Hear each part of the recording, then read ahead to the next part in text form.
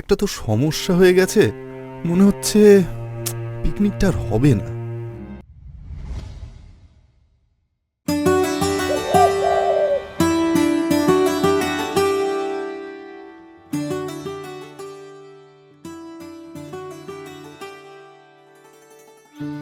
তাহলে তোমাদের বার্ষিক পরীক্ষা শেষ, প্রতিবারের মতো এবারও আমরা সবাই মিলে পিকনিকে যাব। হ্যাঁ, অনেক মজা করব। কিন্তু পিকনিকের কথা শুনে বাচ্চারা অনেক খুশি হয়ে যায়, তারা হইচই শুরু করে। কিন্তু নিলয়ের মুখটা ভার হয়ে যায়। নিলয়ের প্রচণ্ড যাওয়ার ইচ্ছা থাকলেও অর্থের কারণে তার সেই ইচ্ছা মাটি চাপা পড়ে যায়। আর আমাদের পিকনিকের চাঁদা জন প্রতি 500 টাকা ঠিক করা হয়েছে। সবকিছু ঠিক থাকলে আগামী রোববার আমরা ফুলতলির উদ্দেশ্যে রওনা হব।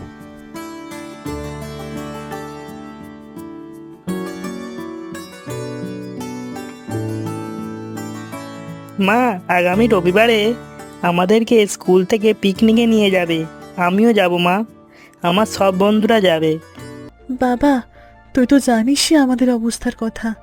ভগবান আমাদের কাছ থেকে তোর বাবাকে নিয়ে চলে গেছে। তারপর থেকে কষ্ট করে এই সংসারটা চালাচ্ছি। তুই তো জানিসই তোর বাবা মহাজনের কাছ থেকে অনেকগুলো টাকা ঋণ নিয়েছিল, কিন্তু তা শোধ করতে পারিনি। কাজ করে যা টাকা পাই তার অর্ধেকটাই মহাজনকে দিয়ে দিতে হয়, আর বাকিটা দিয়ে এই সংসারটা চালাই। মা, আমার ভুল হয়ে গেছে, তুমি আমায় ক্ষমা করে দাও। আমি বুঝতে পারিনি মা।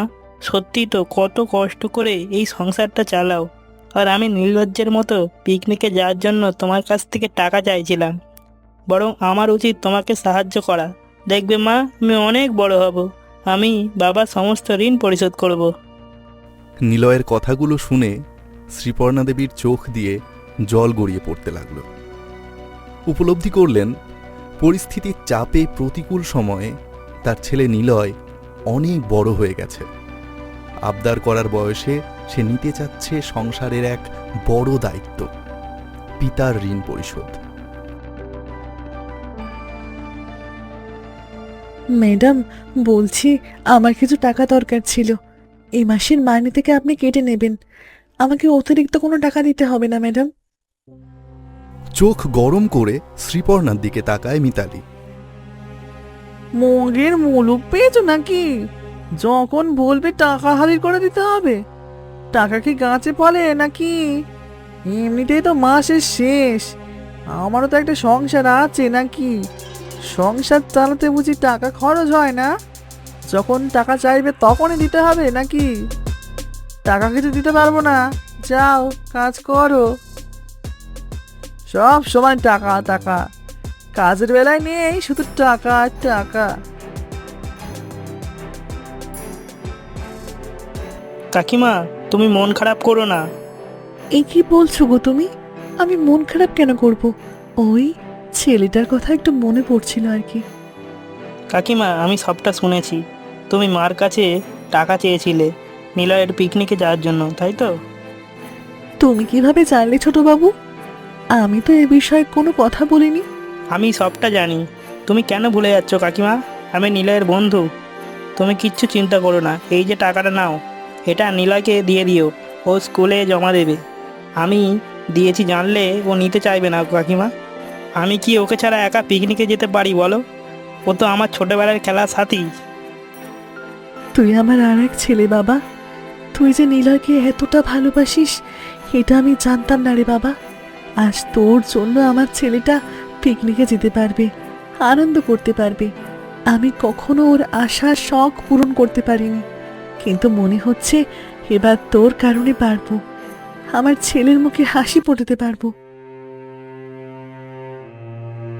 না, একটা তো সমস্যা হয়ে গেছে, কি যে করি।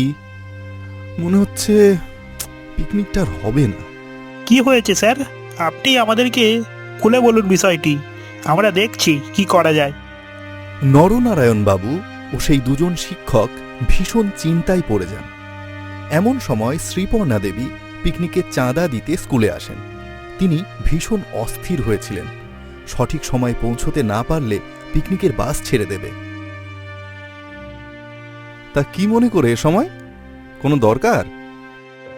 আসলে পিকনিকের চাঁদা দিতে এসেছিলাম। স্যার, আপনি এত মন মরা হয়ে বসে আছেন যে? নরনারায়ণ বাবু শ্রীপর্ণাকে রান্নার ঠাকুরের অসুস্থতার কথা বলেন। শ্রীপর্ণা দেবী চান না তাদের পিকনিক কোনোভাবে ভেঙে যাক, কারণ তার ছেলের অনেক আশা ছিল এ পিকনিক নিয়ে। তাই সে রান্নার ঠাকুরের বদলে নিজে রান্না করতে চায়, যদিও সে একজন পাকা রাঁধুনি বলা চলে।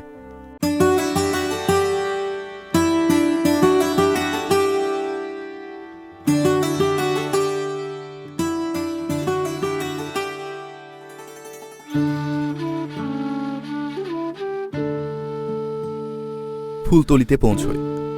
সবাই সকালের জল খাবার সেরে নেয়। শ্রীপর্ণা দুপুরের খাবারের আয়োজন শুরু করে।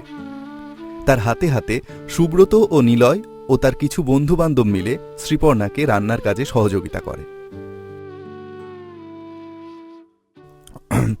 এই শীতের দুপুরে মাংস ভাত ফুলকপির পকোড়া খেতে কি যে ভালো লাগছে আপনাকে বোঝাতে পারবো না শ্রীপর্ণা দেবী।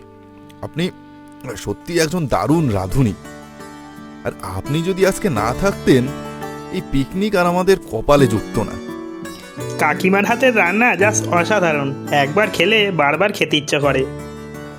এই শ্রীপর্ণা দেবী, আপনি এটা রাখুন। এটা রান্নার ঠাকুরের প্রণামী ছিল, আর যেহেতু রান্নাটা আপনি করেছেন তাই এটা আপনার প্রাপ্য।